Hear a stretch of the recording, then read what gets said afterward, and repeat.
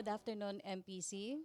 Let's now have Presidential Spokesperson and Chief Presidential Legal Counsel, Salvador Panelo. Good noon, MPC. Questions? I'm ready. If you are. Kahapon, piyesta kayo, ha? Piyestang piyesta. RJ, question? Not yet. Who? Sino? Tina. Tina Mendez. Microphone, please.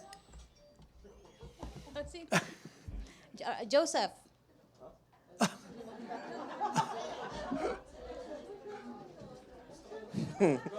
Sige na nga. Kasi late ka, Sir Charing. Okay. So yesterday, no, the president said that in his SONA, probably in his SONA, he will talk about yung decision niya to allow yung Chinese. He will educate. Yes, correct, sir. So we can expect that during the SONA he will defend a foreign policy, no? Can we elaborate more, please? He will not defend. He will educate people who think that what he did was unconstitutional. He Why- will lecture on the constitutionality of what he has done. Sa mga 5 oras po ba ito, sir? Yeah. Anim. Para ma-warn na naman yung mga newscasts. But why do you think that the president saw a need to educate his critics? Kasi siguro sa feeling niya mukhang hindi nagbabasa o masyado lang pasay yung mga alam nila. But can you anticipate, sir, how he's going to educate or explain yung rationale niya? Ito ba yung narinig na namin sa inyo, sir, na higher command of the Constitution to serve and Apart protect? from that, meron pa. Meron pa siyang sasabihin sa inyo. Sir, can you interpret these words from the president? Yesterday, he said, with regard to the Chinese liability, no, we asked him if we're going to at least push for the liability of the Chinese fishermen. Ang sabi niya ay, to quote, whoever is in the better position to assert justice, gawain nila yon. Kung sila, magbabayad sila. What is Hindi ba sinabi ko na rin yan? Kasi if we file a case against them, baka matagalan tayo. Kasi first, we'll have to identify kung sino inidemanda natin. Hindi natin lang kung sino. Puro John Doe lang ang gagawin natin doon. Pero kung yung Chinese government, since nasa jurisdiction nila yung Chinese vessel, and they said they will impose sanctions for the irresponsible behavior with respect to sa abandonment, o edi mas lalong okay. Sila na mismo mag-impose ang sanction, and then they will be compensating yung mga crew vessel kung kasama yun sa sanction to compensate the victims. Yun ang ibig niya sabihin doon. Kumbaga, sir, shorter process, no? Oo.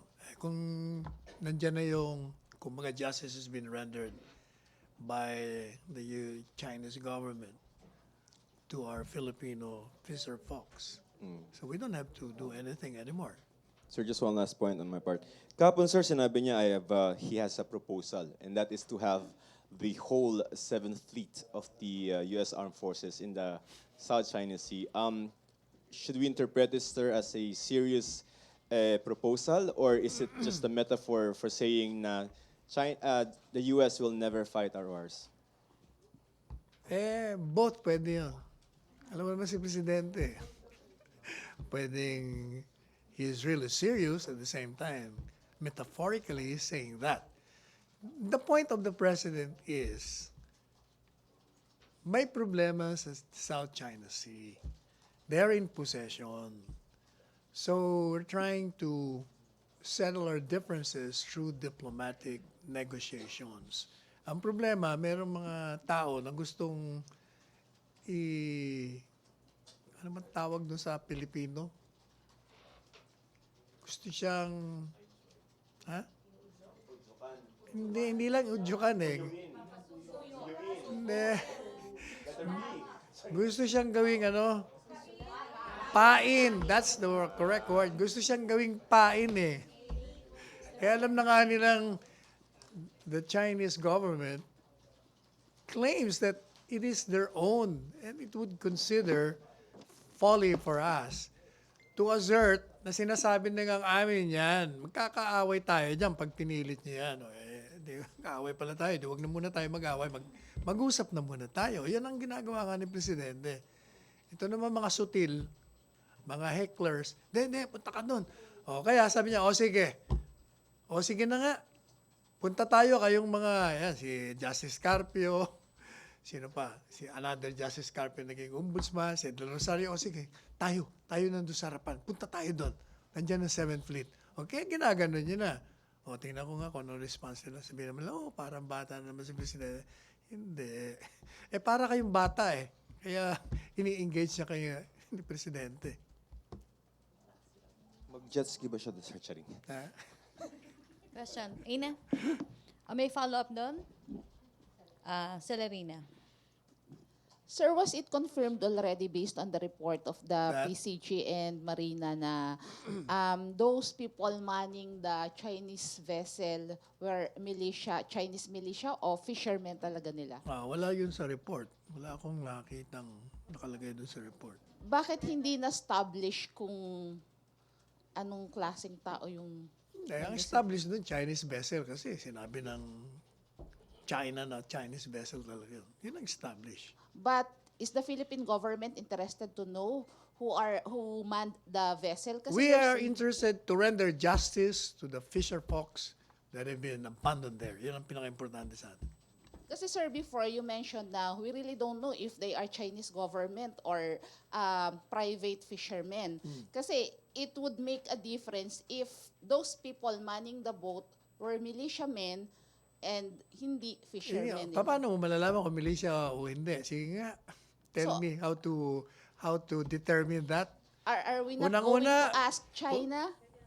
Sinabi na nga ng Chinese vessel eh. Kaya naman, ano pong ibig sabihin? Ibig sabihin, hindi militia. Yun ang sabi nila. Ang problema, we cannot even, how can we determine that? Hindi walang testigo. Actually, they were just guessing na Chinese vessel. Buti nga, inamin. Gabi, madilim. Paano mo malalaman kung ano man, kung armado yun o hindi? Pero sir, di ba determined naman Ikaw kung naman. yung Parang Chinese hindi ka vessel law na yun? student. Sir, di ba may name nga yung Chinese vessel? Ano? So, may name yung Chinese vessel na determine nila. So, isn't it necessary to know na kung Hindi sino na, talaga yung mas nagmamahal? interesado tayo na yung ginawa nila sa Pilipino, panagutan nila. Yun ang pinaka-importante sa atin. Okay, thank you. Okay, other issue, Ina. Hi sir. Sir, can you confirm if tuloy nga po yung meeting ni President Duterte with MILF Chief Alhaj With? Murad tomorrow? Murad. Tomorrow? Kung nakalagay sa schedule, tuloy yun. Is it? Nakalagay ba? Hindi ko pa nakita. Hindi ko We're pa asking nakita yung you because schedule. we received Sa ba si information. Yusik Mia? Siya nakakaalam nun. Okay. Sir, yun po bang pag-appoint ni Secretary Piñol to Minda is already a sure thing or it will still be dependent on the Hindi ba outcome? sabi ni Presidente? Tatanungin niya Subject si- to the approval of MILF. Kasi paano kung ayaw naman ni Mr. Murad? Siyempre, Okay. you So have to right now, respect. sir, hindi pa po siya final yung paglipat po sa Minda. Yeah, kasi yun ang sinabi ni Presidente. Came from him. Sir, also, I'd like to get your reaction because some members of the BTA are reacting doon po. BTA? The Transition Authority are reacting doon sa statement ni President Duterte saying na medyo nababagalan po siya doon sa BARM. They're saying that they shouldn't be blamed for it dahil may budget issues po, hindi raw po na release din yung agad yung Hindi DBM naman sila funds. biniblame ni Presidente. Nababagalan siya sa galaw because nga of those constraints. Sinasabi niya lang yun, gusto niya mas mabilis. Yes, but some members are saying that kaya daw po posibleng nagkakaroon ng problema is because the administration has been slow in disbursing funds for them Not to do their necessarily jobs. administration. Baka naman because the process requires that. Kaya matagal. Just the same, nababagalan si Presidente. Kung po pwedeng bilisan ng appropriate office, di dapat alam na nila ang gusto ni Presidente. They're saying it's the DBM, sir. Oh, then we will call on the DBM. If you're listening, DBM. Okay. Thank you, sir. Oh, Julie. Sir, Follow up lang po kay Pinyol. Sabi yung mga ibang moral leaders daw po, there are worry po of President Duterte's plan to appoint Pinyol as appointment. Bakit daw? Dahil daw po dun sa history ni Pinyol dun Which sa is? yung sa MOA AD before. Isa siya dun sa mga kontra dun sa MOA AD. So, na parang Kontra saan? MOA AD, sir. Yung ancestral domain, sir. Gloria time. So, worry daw po sila na sa pag-appoint kay Murad as point person ni President Duterte. Will the palace take this or into consideration? Well, Or I aware po ba si I Pangulo? suppose the president will always take any factor being introduced by concerned players in that region. Siyempre, lahat yun kung sino ng presidente. If ever- Yun nga sinabi ni presidente na depende pa kay Mr. Moral. Ibig sabihin, kinoconsider niya na kung may opposition, wala. Sir, if ever, sir, na ganun, kasi Murad is being quoted as, wari nga siya. So, if ever na umayaw po si Mr. Murad, posible po ba kaya mag-appoint ng iba si Pangulo? May iba kaya siyang Everything pwede is possible. Pwede rin naman nakausapin niya si Mr. Murad. Pwede namang umukay na siya na hindi na lang si Secretary Piñol. Tingnan natin. Thank you, sir. Let's see how it evolves. Questions? MPC? Okay na? Joseph? Speaker. Speakership. Go. Sige, sir. You were in the meeting, no? Yeah. How did of course, may sinabi na si Presidente yesterday, but I'd like to get some more details. So parang, ikaw siya mismo, sir, yung nagsabi na, how did the conversation start pala? He proposed na agad na ito yung gawin nyo. Ganun ba? Hindi, kasi ang ano yan, ang background dyan is nag-meet yung tatlo sa Davao, di ba? And then, di ba, kausap ko si Martin Romualdez in your presence, hindi nyo lang narinig. Pero, vinalidate niya na the agreement really was to bring the matter to the President. Kasi nga, hindi na sila nagkakasundo. And there was a potential breakup of the alliance ng mga allies. Kaya nilapit nila kay Presidente. Okay, si Presidente naman, para matapos na yung problema nila, di umuon na siya. Kaya pagpasok niya, ano po. Sige, palagay ko, sige. Sige, sabi niya, panahon na sigurong I'll have to talk. Time to talk. Yan ang exact words niya. So the proposal for the term sharing came from... Tapos sinabi niya na, alam niyo naman, I really didn't want to interfere, to intrude. I've been trying to ignore you people. Ayaw ko talaga. Kayo naman ang lumalapit sa akin ngayon. Sige.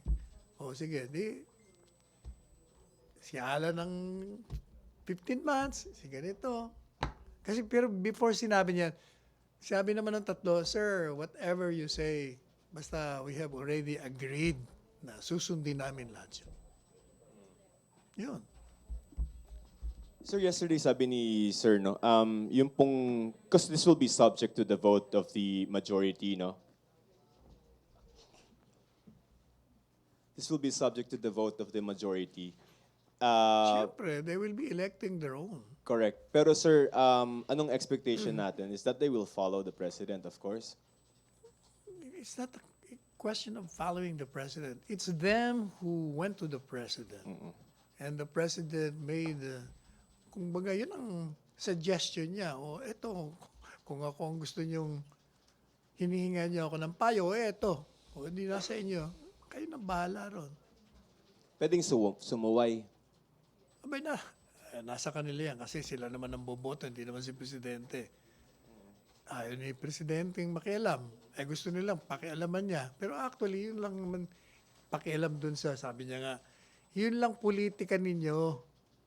Pero yung trabaho nyo, bahala na kayo dyan. Trabaho nyo yun Kasi sir, yung PDP, second pa lang yung uupo nila, di ba? I mean, si Alan, si PC first and then si Velasco, and anything can happen in 15 months, right? That might not be too palatable for PDP. Basta si Presidente just responding to the call for help. Call for help. Oh, sila, di ba?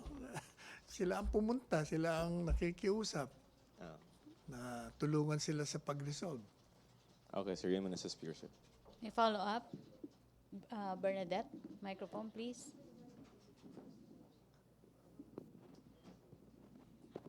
Hi, sir. May we know the rationale, sir, on the 1521 arrangement po, term sharing? Bakit po 1521, sir, yung arrangement? Hindi ko alam. I can only guess na siyempre gusto nung either one of them mauuna. Yeah? Parang Solomonic nga yun eh. Uuna kita, pero 15 ka lang. Pero yung isa naman, pangalawa, 21 months naman. Oh, di ba? Mas marami. Oh. Buti nga hindi yung sila, divided by 3. Bernadette. Sir, for the record po, kay President po mismo galing yung 1521 arrangement po. Hindi po siya proposal. I nung think isa so. dun sa mga Sa kanya galing Sa yun. Hindi kanya ko galing. manarinig sa tatlo yun. Sir. Thus, sir, lawmakers have earlier voiced concern about the term sharing setup since a change in the House leadership entails changes in the committee chairmanships which may subsequently disrupt committee hearings as well as deliberations in the Napag-usapan national ng tatlo yun. budget. They agreed na hindi mangyayari sa kanila kasi nag-uusap silang tatlo. So the palace is confident that there would be no further delays in the passage of subsequent budgets despite the term sharing agreements. Oh yes. Okay. Are we not afraid that the term sharing setup will undermine the continuity of leadership and the passage of crucial bills being pushed by the Duterte No, nag-agree administration? na nga yung tatlo. Sila nga ang magkakalaban na nag-agree. They forged into unity. So how can there be disruption? Okay, sir. Okay, sir. So basically, smooth transition po tayo between Cayetano and Velasco, sir, sa House I leadership. think so. Okay. Thank you, sir. Okay, may follow-up? MPC, Celerina. Sir, does Malacañang see any scenario na later on they would also endorse UNGAB, Representative UNGAB, dun sa speakership when Congress opens this July? Palagay ko malabo na yan. Kasi yung tatlo represents the majority of the coalition. The fact alone na si Mayor Sara, na chairman ng HNP, saka si Kong Paulo, agreed with that suggestion to bring the matter to the President, o di kasama na dun si Congressman Ungab. Okay. Raymond Tinasa.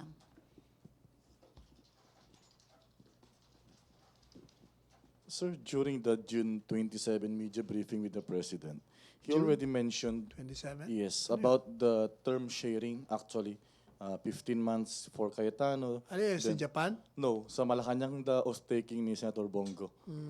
Tapos, Velasco, sabi ng Pangulo, and Velasco can have the other half, which is short as 21 months.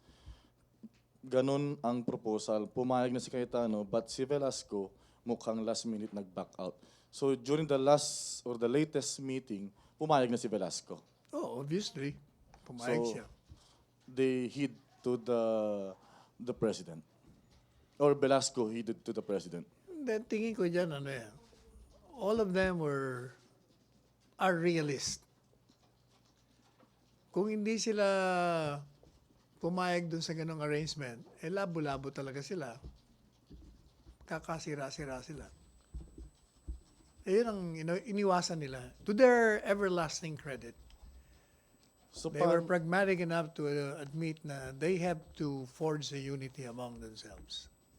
so Otherwise, magiging talagang dismembered yung buong grupo.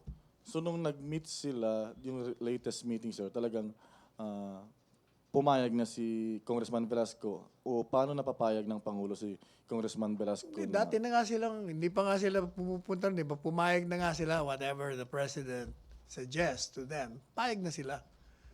Yun ang premise nila eh. We're here because we need your help.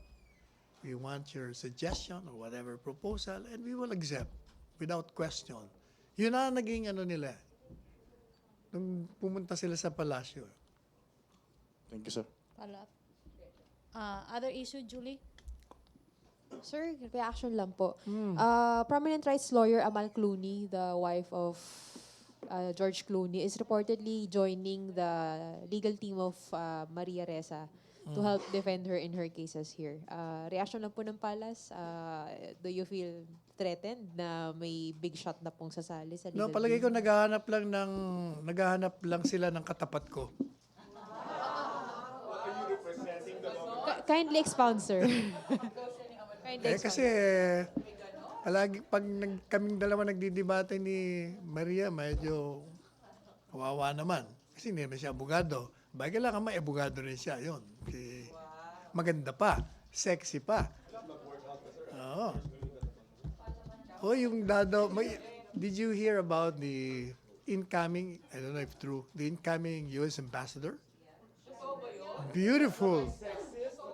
Maganda, golfer pa. Harvard pa. Ewan ko, basta yun ang sabi. Nakarating na rin sa inyo, ha? Julie? Exciting times. Pero sir, seriously, is the Oh, I'm palace serious. threatened by... Yeah, I know. I'm very But- serious. Yes, sir. But on the legal side, sir, is the palace threatened? Hindi naman siya ano ba namang, okay. Nasa Supreme Court na nga eh. Di ba? Nag-file na sila sa Supreme Court. Naghahanap lang ng kakampi yun. So, you don't mind Clooney joining the legal team? Kumbaga, hindi Eh, issue sa sabi. inyo yun. Aba, they're welcome to defend Maria. Okay, Rose, other issue. Hi, sir. Sir, good afternoon. Ano po yung napag-usapan kagabi sa command conference ni Wala ako, President? absent ako kasi by the time na sinabihan nila ako, 2 hours na ako nagbabiyahe. Hindi na ako makabalik. Ay, sir, wala kayong... Wala. Wala silang sinabi Wala sa pa ako. inyo. Hindi ko pa alam kung anong naging nila. Thank you. Command conference. Follow up, Ina?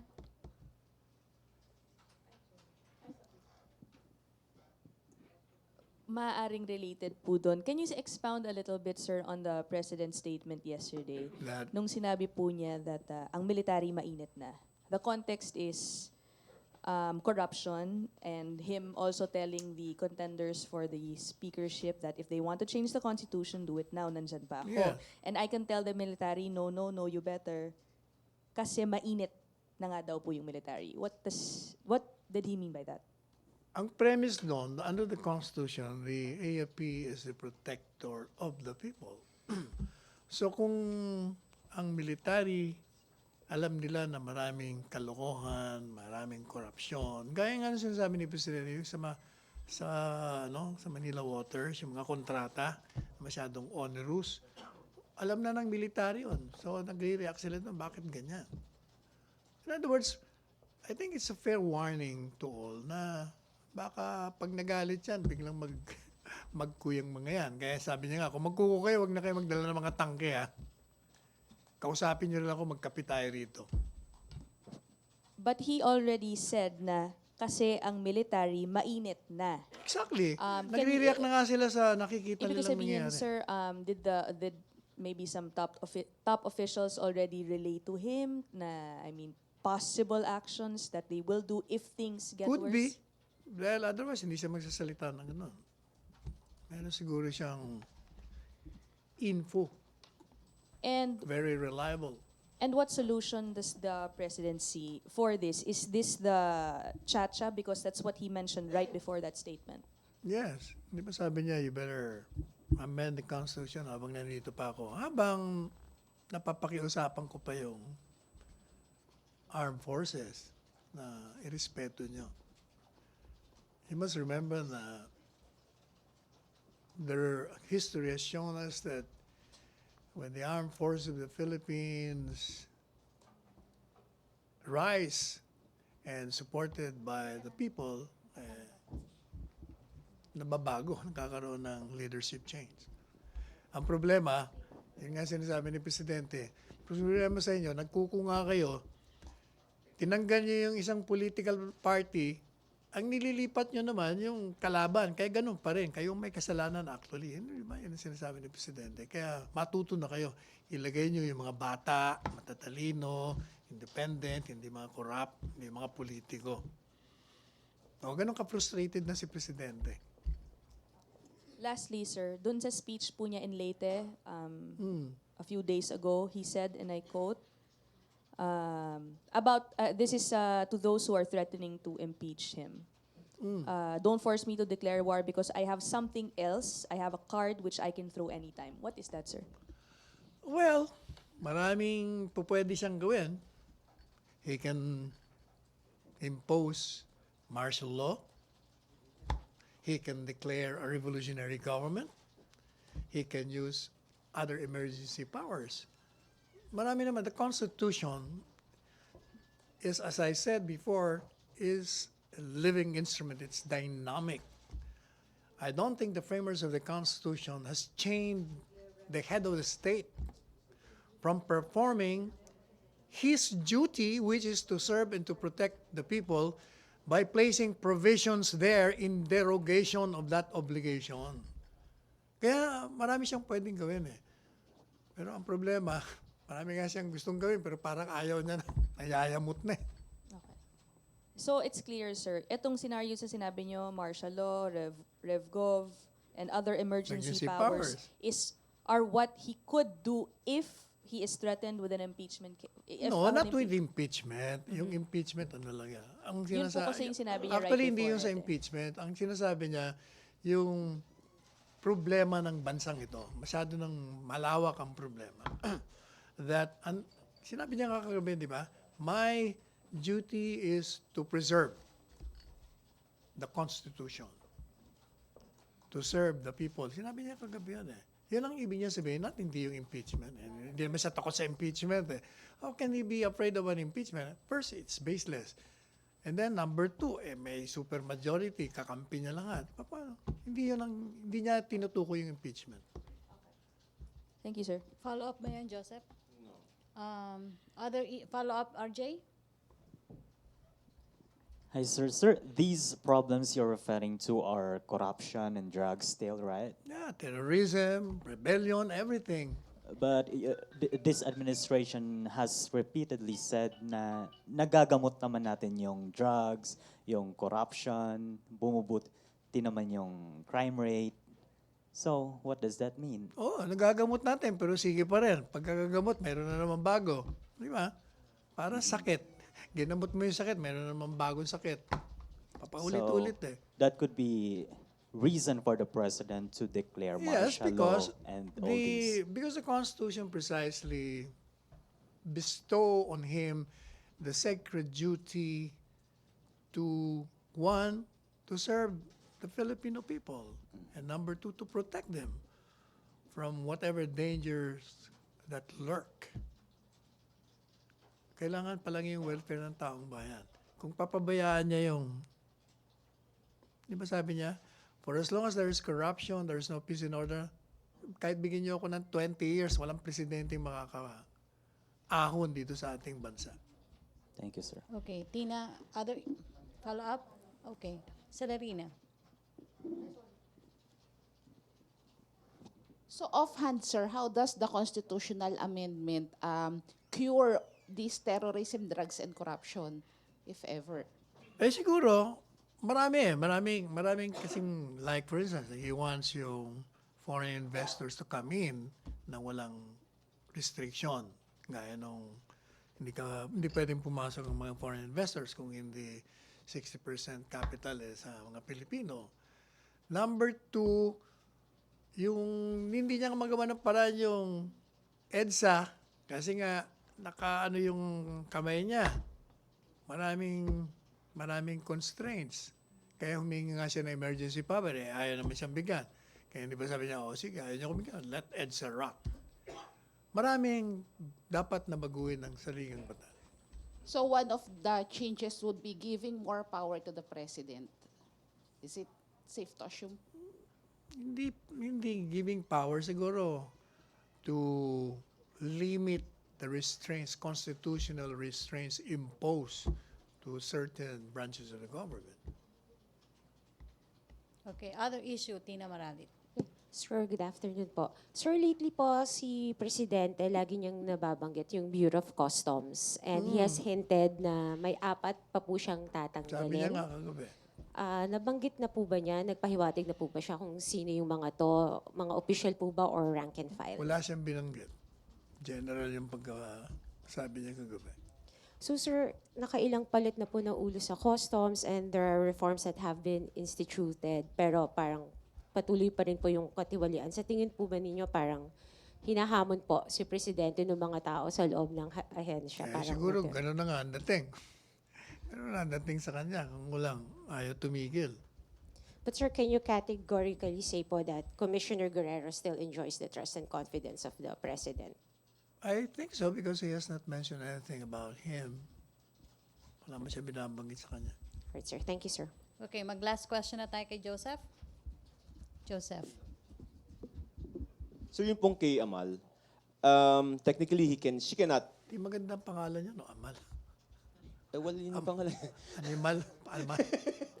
What can I do? Ganda-gandang That's her babae. name. Ano ba Miss first name niya? Clooney, Amal. Amal talaga. Anong family name niya? Clooney now. Clooney. Anyway, sir. Oh, So what? technically, she cannot appear She naman. cannot appear because she's not a lawyer. Off in the Philippines. Oh yeah. Hindi siya member ng IBP. Okay, pero sir, they can coordinate with the Filipino lawyers, no? Oh, syempre. Okay. Kumbaga, baka consultant lang siya o spokesperson. It does. Do you think that it says something? I'm excited to debate with her. Eh, di ba bawal yung mga may Alin? mga foreign interference, sabi mo. Hindi naman, spokesman lang. Ano lang naman. You're being- Gusto niya pagtanggol niya, kami, we will not, hamon na siya. Kahit na sinong kunin niya. Basta hindi sila pwede mag-practice dito. Pero do you think it says something about the interests of international groups with the cases of Maria? No, I don't think so. Mukhang nabola niya lang si nabola niya lang si Attorney Amal. Misinformed kasi si Attorney Amal. Siguro pag nakita kami, I can, to use the word of the President, educate her. Okay, no more. You're bordering on something else. Sir, sa SONA, sir, do we have an idea? Does the President want to keep it business-like? Yung parang last year na business attire, no flamboyant, whatever. What's the direction of the President, do you think? Hindi ba palagi gusto niya austere? Austere pa rin. So, anong utos, sir, sa mga government officials who's going to attend? Wala, yung ganun pa rin. Wala naman siyang instruction sa amin nun. Bawal na yung mga gowns ulit. Personal na naman yun sa mga atin. Siguro para sa inyo yun, dahil kayo ang hiling yung, nag-aannotate course kayo not. ng mga damit. Of course not. So, Pero yung mga nakaraan naman, hindi naman masyadong flamboyant. Parang simple lang naman sila. Elegante nga mga suit nila. o sino kaya yung designer last year? Aywan ko. So, austere measures then, sir? Parang, okay, thank you.